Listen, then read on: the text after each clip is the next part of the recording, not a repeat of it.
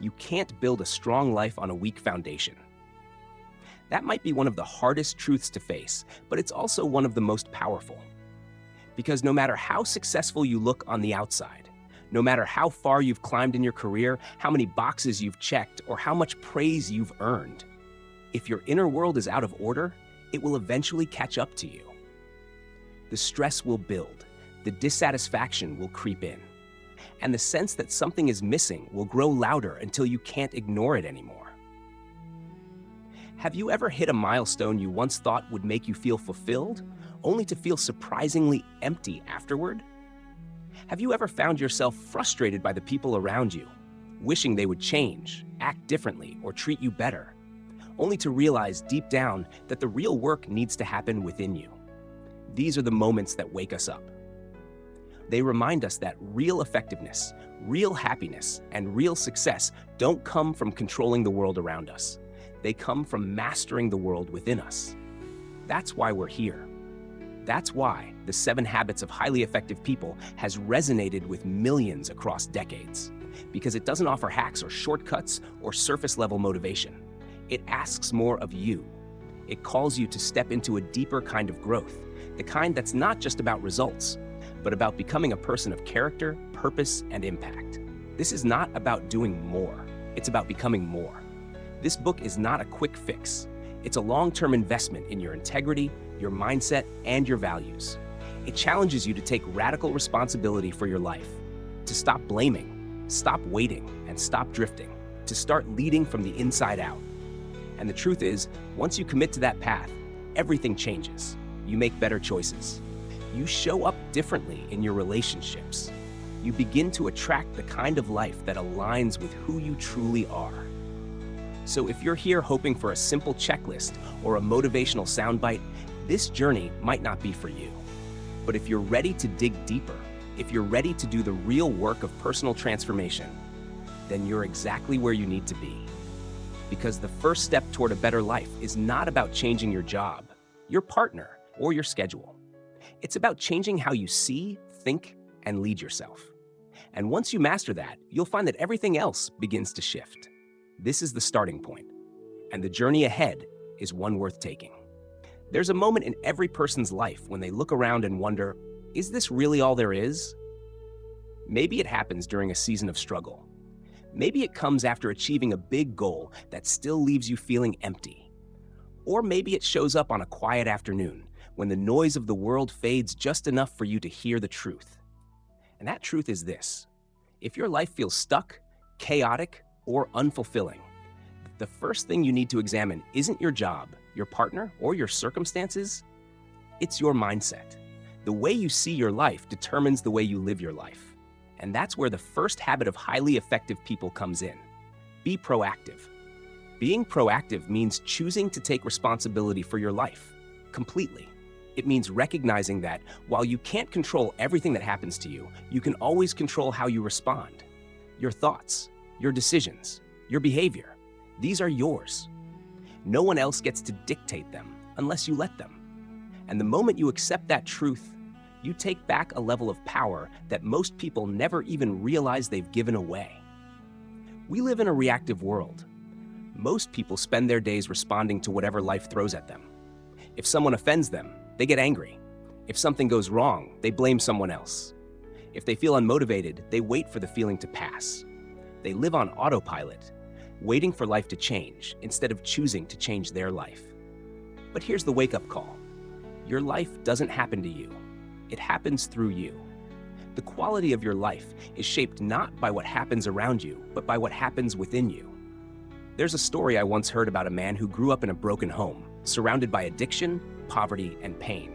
For years, he blamed every setback in his adult life on his past, his anger, his failed relationships, his inability to hold a job. To him, it all made sense. He was a product of his environment. And maybe to a degree, that was true. But something shifted the day he said out loud, "I'm tired of being a victim in my own story." That sentence changed everything. Because the moment he took ownership of his life began to change. Being proactive is not about pretending life is easy or ignoring real challenges. It's about understanding that while you may not be at fault for what happened to you, you are responsible for what you do next. That responsibility is not a burden. It's a gift. It's the door to freedom.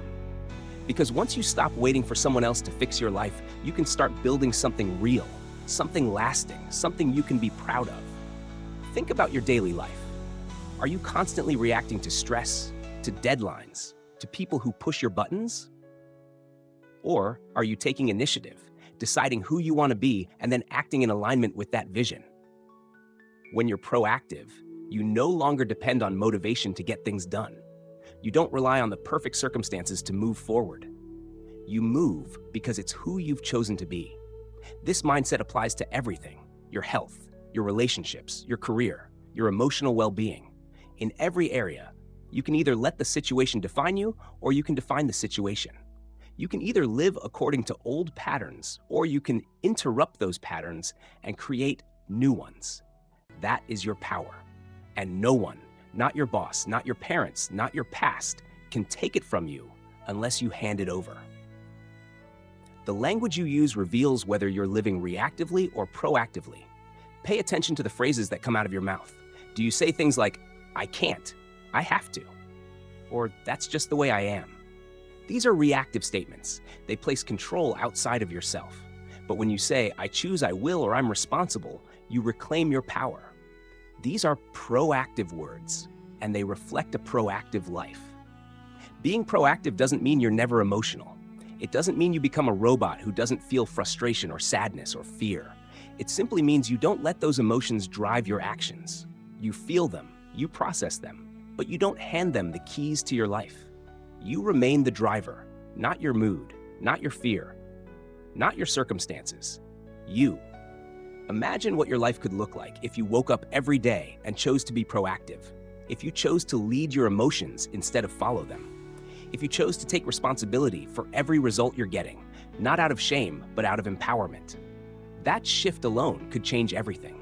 Because once you stop seeing yourself as a victim, you begin to operate as a creator. And creators live differently. They ask better questions. Instead of, "Why is this happening to me?" they ask, "What can I learn from this?" Instead of, "When will someone help me?" they ask, "What action can I take today?" They don't wait for perfect timing. They don't blame other people. They take initiative, even when it's uncomfortable. That's the kind of person who builds a powerful life, one decision at a time. So today, ask yourself, in what area of your life have you been reactive? Where have you been waiting, blaming, or giving away your control? And more importantly, what would it look like to take that power back? Maybe it's a decision you've been avoiding, a conversation you've been dreading, a change you've been putting off because it feels too big. Start small. Start with one moment where you choose to act from a place of power, not pressure, and then build from there. Because the truth is, the most effective people in life aren't the ones who have perfect circumstances. They're the ones who stop waiting for life to happen and decide to make life happen. They're the ones who understand that being proactive isn't just the first habit, it's the foundation of everything else. It's the decision to lead yourself before you try to lead anyone else. And once you make that choice, you're no longer a passenger, you're the driver, and your future is back in your hands. Most people are busy. We rush from task to task, meeting to meeting, checking things off our lists like we're running out of time. But have you ever paused long enough to ask yourself a simple, powerful question? Where exactly am I going? Because if you're rowing hard every day, but in the wrong direction, it doesn't matter how fast you move. You're just getting further away from where you were meant to be. This is the heart of the second habit from the 7 habits of highly effective people. Begin with the end in mind. To begin with the end in mind means to live with intention. It means to start every day, every task, every decision with a clear sense of your destination. It means to define success for yourself before the world does it for you. Because if you don't, you'll find yourself chasing goals that don't actually matter to you. You'll spend years climbing a ladder, only to realize it was leaning against the wrong wall. Stephen Covey challenges us to think far beyond the next deadline or promotion. He invites us to imagine the end of our lives and to ask, what legacy do I want to leave? What kind of person do I want to be remembered as? What would I want people to say about me at my funeral? Not just about what I did, but about who I was. These are not easy questions, but they are necessary ones, because your answers to those questions define everything that comes after. They become the compass for your decisions, your relationships, your values, and your time. So take a moment. Picture yourself decades from now, looking back on your life. What would make you feel proud? What would make you feel fulfilled? It won't be the number of emails you answered or how many hours you worked late. It will be the impact you had, the relationships you built, the courage you showed, the values you stayed true to. That vision, your personal definition of success, is your North Star. And the sooner you define it, the sooner you can start building a life that aligns with it. When you live without the end in mind, you fall into reaction mode. You let other people's expectations steer your life. You say yes to things that drain you. You chase achievements because they look good, not because they feel right. But when you live with the end in mind, everything shifts. You stop asking, what should I do today? And start asking, what would the person I want to become do today? That question changes your priorities. It simplifies your decisions. It gives you clarity in a world that's full of noise. Living this way takes courage, because sometimes the life you're currently living doesn't match the vision you've just defined. And that gap can be uncomfortable. But it's also a gift, because once you see it, you can do something about it. You can begin to make adjustments. You can start saying no to things that don't align. You can start saying yes to the version of yourself you actually want to grow into. Think of your life like a blueprint. You wouldn't start building a house without a clear plan. You'd sketch it out, lay the foundation, and build with purpose. The same applies to your life. Without a blueprint, you build on impulse. But when you have clarity about the end you're working toward, every brick you lay starts to matter. This habit also brings new meaning to the way you spend your time. It forces you to be honest about whether your actions today are serving your future. Ask yourself, is how I'm living right now aligned with where I want to end up? Are the people I'm surrounding myself with supporting that vision? Are my habits, my choices, my lifestyle pushing me closer or pulling me further away? These questions aren't meant to judge, they're meant to guide. And this principle applies to every area of life. In your relationships, begin with the end in mind by asking, what kind of partner, parent, or friend do I want to be remembered as? In your career, ask, what kind of legacy do I want to leave behind in the work I do? Even in your health, your finances, your personal growth, it all starts with the destination. Because once you know where you're going, every step becomes intentional. One of the most powerful exercises Covey suggests is writing your own personal mission statement. This isn't about crafting a polished sentence for a resume. It's about getting deeply honest with yourself about what you value most and how you want to live. It becomes your standard, your filter, your reminder of what truly matters when life gets noisy or hard. And it's not set in stone. It can evolve as you evolve. But the act of writing it down grounds you in a way that nothing else can. Living with the end in mind doesn't mean obsessing over the future. It means anchoring your present in purpose. It means showing up today as someone who is building a life that will matter in the long run. It means recognizing that how you live this hour, this day, this week shapes the story you're going to tell when it's all said and done. So if you're tired of feeling like you're always busy but never truly fulfilled, if you're tired of chasing success that doesn't satisfy, maybe it's time to redefine the game. Maybe it's time to step off autopilot and decide for yourself what a meaningful life really looks like. Because the truth is, your direction matters more than your speed. And if you're going fast but going nowhere, it's not progress, it's distraction. Start today by asking yourself, if I keep living exactly as I am right now, where will I end up? And is that where I actually want to go? If the answer is no, then don't be afraid to make a change. You're not too late. You're not behind. You're right on time to choose a different path. Remember, your life is not a race, it's a story. Make sure you're the one writing it, because when you begin with the end in mind, you stop just existing and you start living on purpose. And that's when everything begins to change. There's a big difference between being busy and being effective. It's one of those lessons that doesn't always come easy. Most of us spend our days checking off tasks, responding to emails, jumping from one obligation to another, and convincing ourselves that the more we do, the more successful we are. But if we're honest, there's a moment that eventually comes when we look back at a packed schedule, an exhausting week, and ask ourselves, did any of that really matter? This is where the third habit from the 7 Habits of Highly Effective People comes into play. Put first things first. To put first things first means to prioritize what actually matters. It means learning how to align your daily choices with your deepest values, not just with what's screaming the loudest. And in a culture that celebrates hustle and glorifies urgency, that's not easy. Everything feels important. Everyone wants your attention.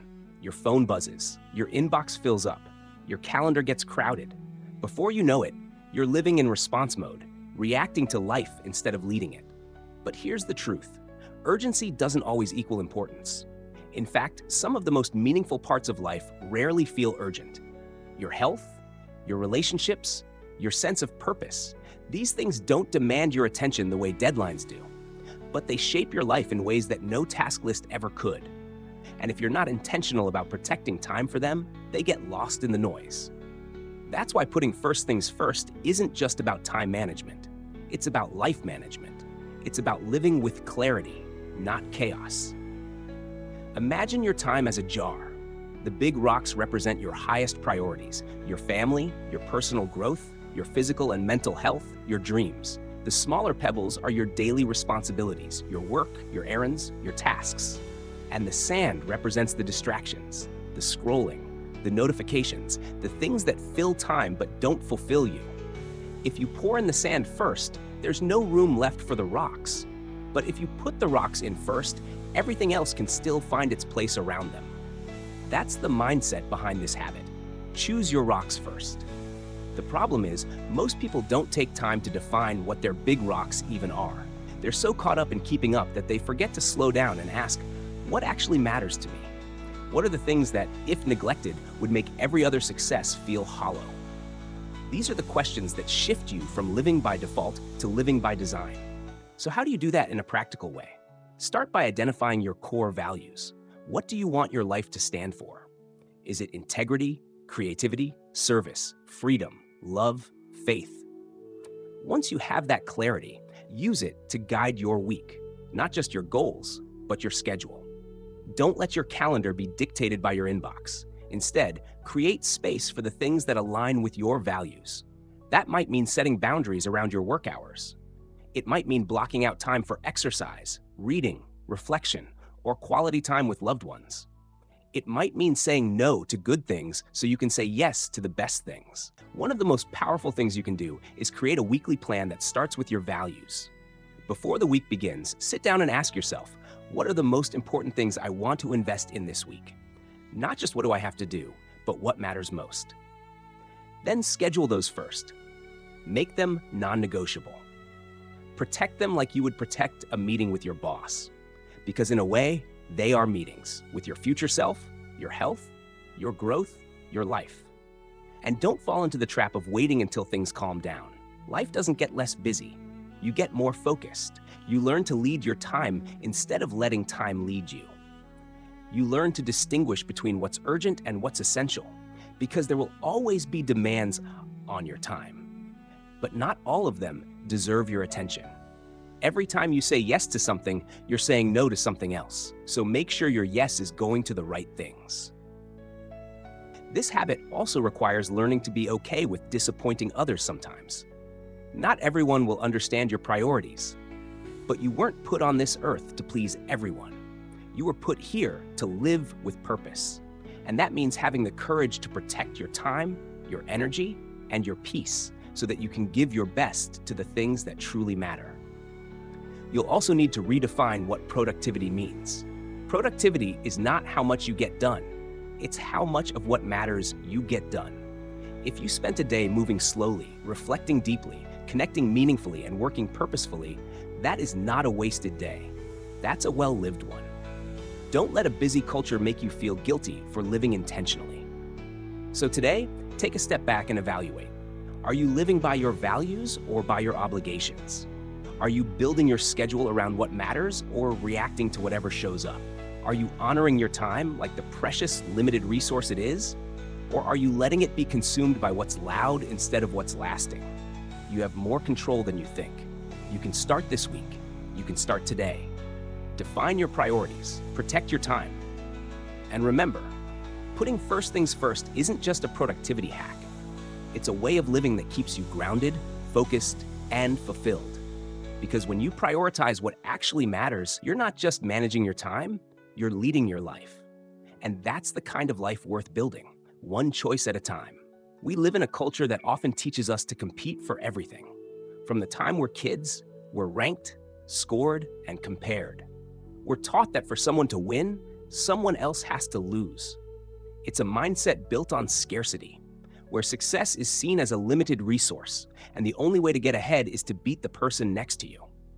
But what if that idea is completely wrong?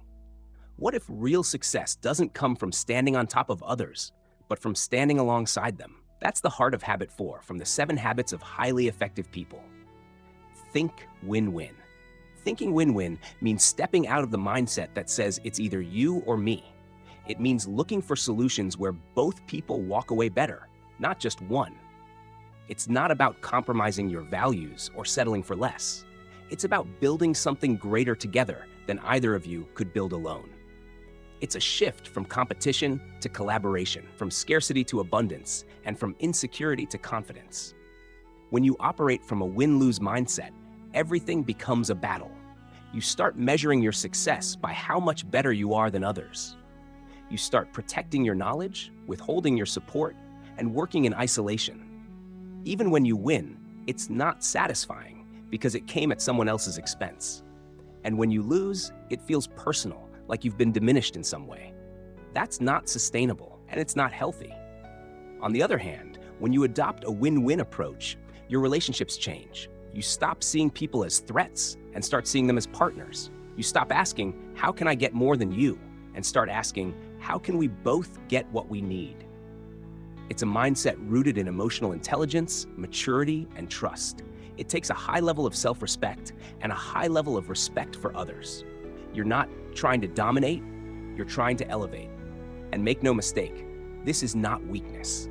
This is strength. It takes far more strength to collaborate than it does to compete.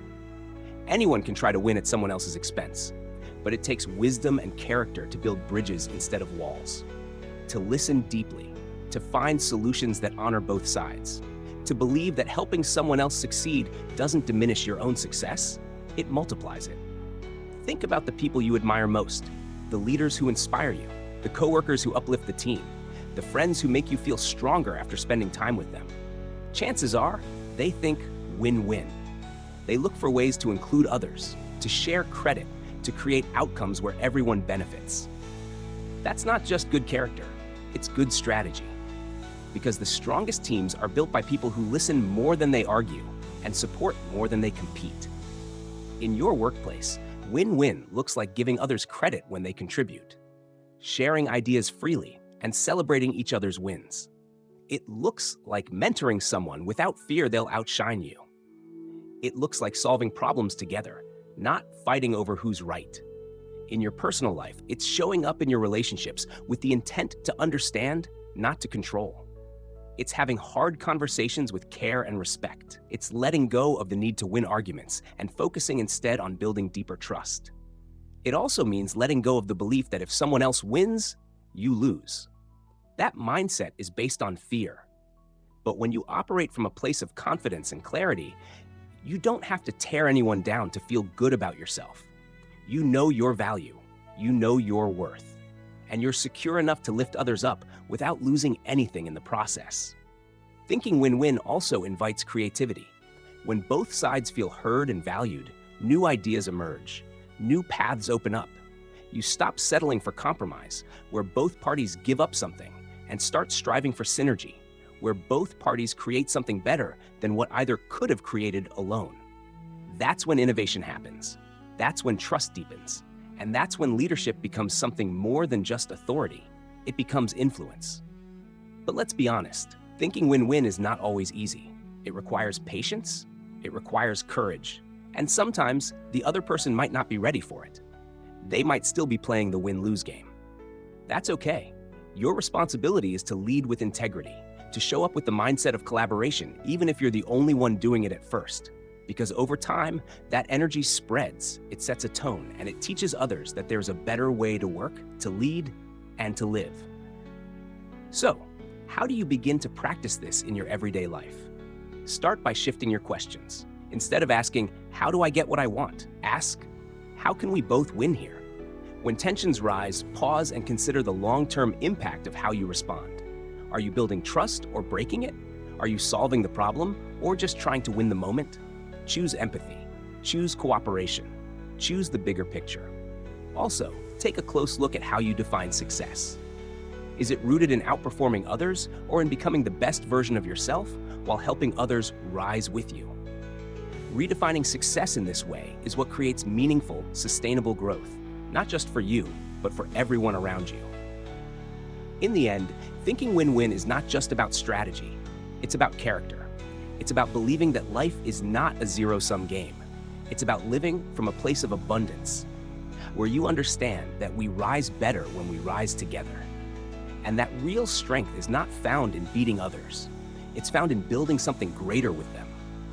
Choose to be the person who supports, who uplifts, who collaborates. Not because it's easy, but because it's worth it.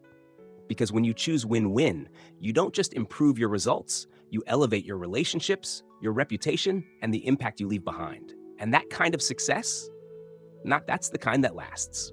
One of the deepest human needs is the need to be heard. Not just to be talked to, not just to be responded to, but truly heard. To feel like someone is present with you. To feel like your voice matters, even if your opinions are different. That's what Habit 5 in the 7 Habits of Highly Effective People is all about. Seek first to understand, then to be understood. It's a simple phrase, but it has the power to change every relationship in your life. In most conversations, we listen with the intent to reply. We're not really listening. We're formulating our response, waiting for a pause so we can jump in with our own opinion, our own story, our own solution. But people don't connect through quick answers. They connect through presence. And presence begins when we stop trying to fix, persuade, or prove, and instead choose to understand. Listening with empathy means entering another person's world without judgment. It means suspending your own agenda long enough to make room for someone else's truth. It's not about agreeing with everything they say. It's about showing respect for their perspective, even when it's different from your own. When you do that, when you listen to someone purely to understand, you give them a rare and powerful gift. You give them validation. You give them space. You give them dignity. Think about a time in your life when you were going through something difficult, and someone just sat with you. They didn't interrupt. They didn't try to solve it. They just listened with their full attention. How did that feel? Most likely it felt like relief. Like for once, you didn't have to defend yourself. You didn't have to prove anything. You could just be human. That kind of listening is healing, and yet we offer it so rarely. We live in a fast-paced world that prizes speed and certainty, but empathy takes time. Understanding takes patience. If you rush through a conversation looking for a resolution, you'll miss the real issue entirely. You might end up solving the wrong problem or making someone feel dismissed in the process. That's why one of the most powerful things you can say in a conversation is, "Tell me more." Not to lead it somewhere else, but because you genuinely want to understand where the other person is coming from. This habit is especially important in emotionally charged conversations. Whether it's a conflict with a loved one, a disagreement at work, or a misunderstanding between friends, the temptation to defend ourselves is strong. We want to be right. We want to be understood. But the irony is, the more you push to be understood first, the less likely the other person will hear you. When people feel like they're not being heard, they stop listening too. But if you go first, if you create the space for understanding, you open the door for trust. And once trust enters the room, everything else becomes easier. That's why this habit is not just about communication. It's about leadership. Great leaders listen first. They ask questions before they give answers. They seek to understand the people they serve before they make decisions. Why? Because listening builds connection, and connection builds influence. You can't lead people you don't understand. You can't build loyalty without empathy. This applies at home just as much as it does at work. Think about your relationships with your partner, your kids, your friends. How often do we miss what someone's really trying to say because we're too focused on correcting them or giving advice? Sometimes people don't need advice. They need a safe space to process. They need to feel like they matter. And when you make someone feel seen, you help them heal. You give them the freedom to be themselves without fear of rejection. There's a simple but powerful challenge you can try. Spend one full day intentionally listening. Don't interrupt. Don't offer advice unless you're asked. Don't fill the silence. Just listen. Ask clarifying questions. Mirror back what you're hearing. And watch what happens. People will start to open up in ways they never have before.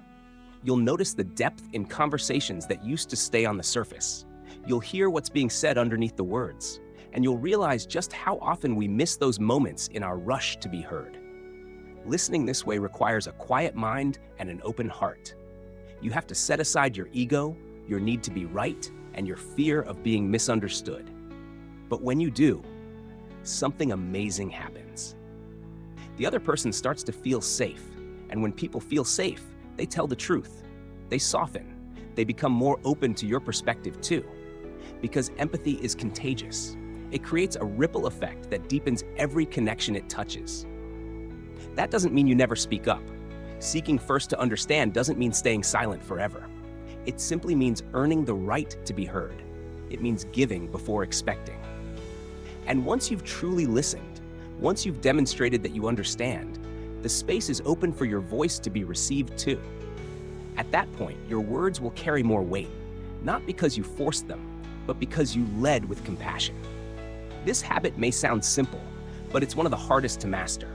It requires humility, it requires emotional intelligence, and it requires daily practice. But the impact it can have on your relationships, your leadership, and your personal growth is enormous. So if you want to change the way you connect with others, start by changing the way you listen. Don't listen to win. Don't listen to fix. Listen to understand. Let people feel seen. Let them feel safe. Let them feel heard. Because at the end of the day, most people don't need a lecture. They just need to feel like someone actually gets it. Be that person. Be the one who listens, and you'll be amazed by how deeply people start to listen to you. Synergy is one of those words we hear thrown around in meetings and motivational speeches, but few people truly understand what it means in practice. At its core, synergy is about creating something greater together than any one person could create alone. It's not just teamwork, and it's not just collaboration. It's about combining different strengths, perspectives, and experiences in a way that produces extraordinary results. It's about building something that couldn't exist without everyone involved contributing their unique voice. That's the essence of Habit 6 from the 7 Habits of Highly Effective People. Synergize. We live in a world that often tells us to find people who think like us, believe what we believe, and work the way we work. It feels easier. It feels more comfortable. But comfort is not where growth happens. Growth happens when you stretch beyond the familiar, when you invite in perspectives that challenge your own, when you learn to see differences not as threats, but as gifts.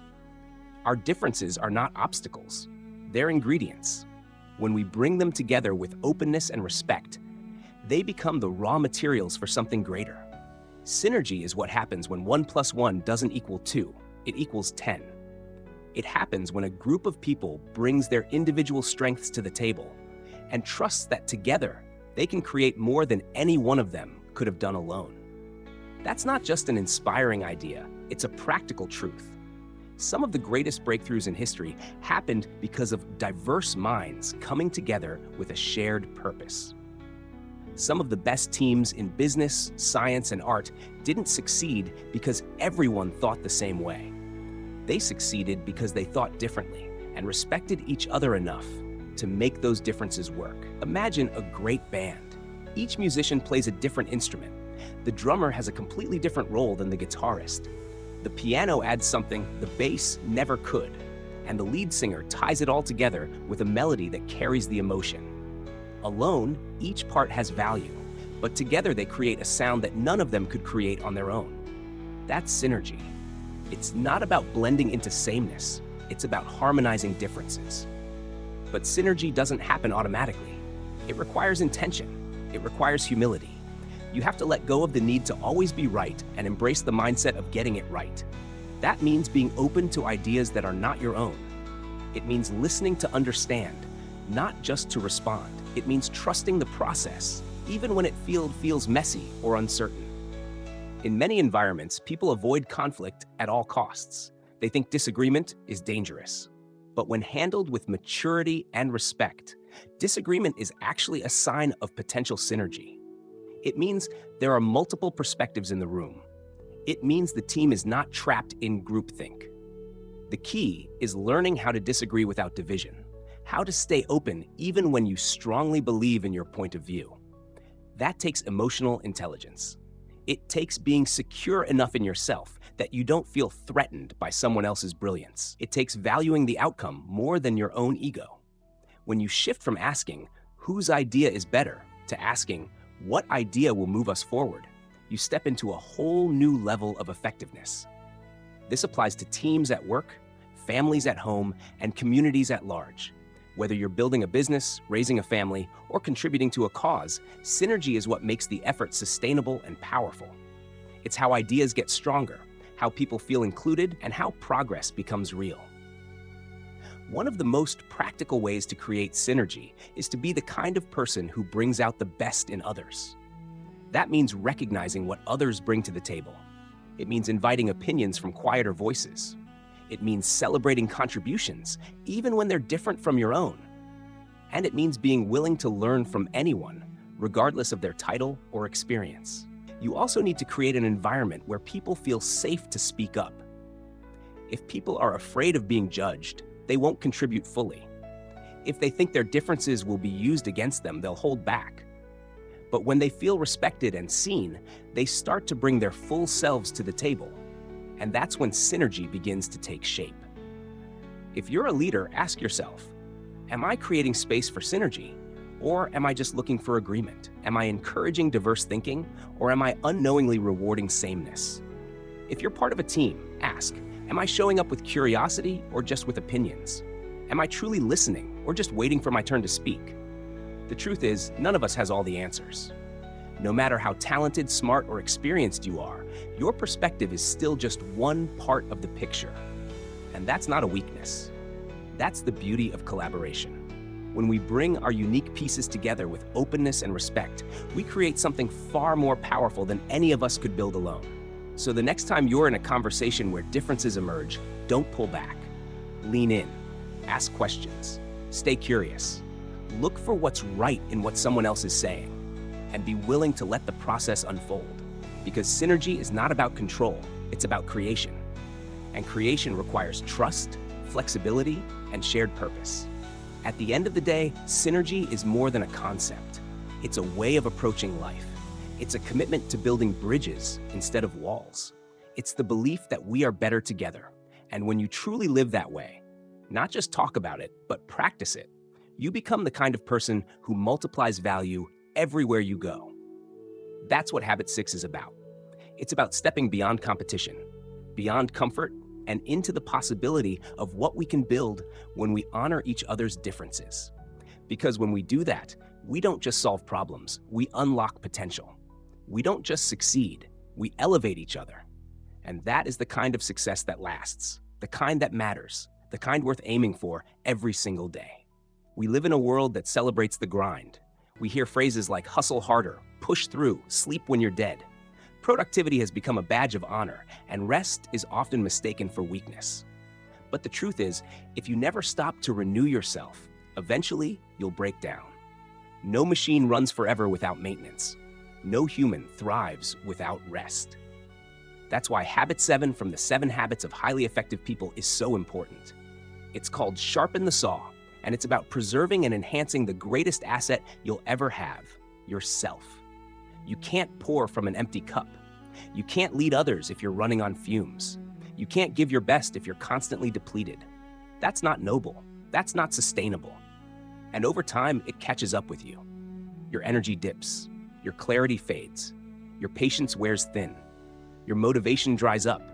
You find yourself going through the motions, checking boxes, but feeling more and more disconnected from the life you're trying to build.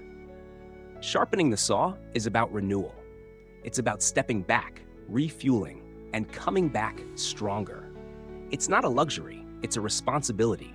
It's how you stay aligned, resilient, and fully present in the life you're creating. Think of it this way. If you were chopping wood with a dull saw, you'd have two choices. Keep working harder and harder for less and less impact, or stop for a moment to sharpen the blade and work smarter. The same applies to your body, your mind, your heart, and your spirit. They need sharpening too. Physical renewal is the most obvious and often the most neglected. Move your body every day. It doesn't have to be a full workout. A 20-minute walk, stretching in the morning, or dancing to your favorite music can reset your energy and mood. Eat foods that fuel you, not just fill you. Drink more water. Get real sleep, not just hours in bed, but quality rest where your body and brain can repair and reset. This is not vanity. This is sustainability. Mental renewal matters just as much. We live in an age of constant information where our minds are overloaded and overstimulated. Take breaks from your devices. Schedule a tech-free hour each evening to let your brain breathe. Read something inspiring. Learn something new. Reflect on what you're thinking about, not just what you're consuming. The mind is like a garden. If you don't tend to it, weeds grow. But if you feed it with clarity, learning, and space, it becomes sharp, creative, and focused. Emotional renewal is the quiet work that makes everything else possible. It's the space you give yourself to feel, to heal, and to connect with others in a meaningful way. Call someone who fills your soul, not just your schedule. Write down what you're grateful for, even on the tough days. Talk to someone you trust when life feels heavy. Emotional strength doesn't come from hiding your feelings, it comes from honoring them. From building emotional resilience through honest reflection and real relationships. And then there's spiritual renewal. It doesn't have to mean religion. It means purpose. It means connecting with something bigger than yourself. Whether it's faith, nature, creativity, service, or silence, find the space where you feel grounded and alive. Revisit your goals weekly. Ask yourself what kind of person you're becoming. Are you living in alignment with what truly matters to you, or are you chasing someone else's version of success? That kind of reflection is not indulgent. It's self-leadership. Sharpening the saw is not a one-time event. It's a rhythm, a discipline, a commitment to treat yourself with the same respect you give to your work, your goals, and the people you care about. It's choosing to lead your life from a place of wholeness, not depletion. When you renew yourself regularly, you show up differently. You lead with calm instead of chaos. You create from vision, not from stress. You connect with depth, not just speed. Many people think they don't have time to sharpen the saw, but the truth is, you don't have time not to. When you neglect this habit, everything suffers. Your productivity drops, your relationships strain, your creativity fades. But when you invest in yourself, even in small ways, it multiplies. It ripples through every part of your life. You have more to give, more to create, and more to enjoy. Start small. Take a few minutes each morning to breathe before the world demands your attention. End your day with something quiet and intentional instead of falling asleep to a screen. Move your body in ways that feel good. Write down what you're learning, what you're feeling, what you're hoping for. Let your life be a balance of action and restoration, of striving and stillness. This is how you stay strong for the long haul. This is how you grow into your full potential. Not by pushing endlessly, but by pausing wisely. Not by burning yourself out, but by fueling yourself up. Rest isn't laziness, it's preparation. And your body, your mind, and your spirit deserve maintenance, not just use. So sharpen the saw. Protect the practices that restore you. Honor the space you need to grow. Because the most effective people aren't the ones who never stop. They're the ones who stop often enough to keep going with clarity, energy, and purpose. And that's the kind of life that doesn't just last, it thrives. One mindful step at a time. Real change doesn't begin with changing the world around you. It begins by changing the way you show up in your own life. It starts the moment you decide to stop waiting for someone else to fix things, stop blaming what's outside of you, and start taking full responsibility for what's within your control. Because the truth is, you don't need to control everything around you. You just need to lead yourself. That's where real power begins. When you take a step back and look at the habits we've walked through, they all point to one truth. You are not a product of your circumstances. You are a product of your choices. Every day, you get to decide how you show up. You get to decide what kind of person you want to be, what values you will live by, and how you will respond when life throws challenges your way. You are not stuck. You are not powerless. You are not defined by your past unless you choose to be. The ability to live intentionally is not reserved for a chosen few. It's available to anyone willing to slow down, reflect, and choose differently. When you are proactive, you stop being driven by impulse and begin leading with purpose. When you begin with the end in mind, you create a vision that gives your life direction. When you put first things first, you stop reacting to what's urgent and start acting on what truly matters. When you think win-win, you rise by lifting others. When you seek first to understand, you create trust. When you synergize, you create possibilities that are bigger than any single person. And when you sharpen the saw, you stay grounded, energized, and resilient for the long run. Each of these habits is simple in concept, but powerful in practice. They are not quick fixes. They're lifelong principles that, when lived with intention, lead to lasting transformation. They help you become the kind of person who doesn't just succeed, but who lives with clarity, confidence, and character. The world will continue to shift. Circumstances will come and go, but your power is not found in the things you can't control. It's found in how you choose to respond, how you choose to lead yourself, and how committed you are to living with purpose, discipline, and awareness. So as you step forward, carry this with you. You already have what it takes. You don't need more time, more approval, or the perfect conditions. You just need the courage to use what's already inside you. And once you do, you won't just change your habits. You'll change your life, one intentional choice at a time. If this message spoke to you in any way, I want to invite you to be part of something more than just another video.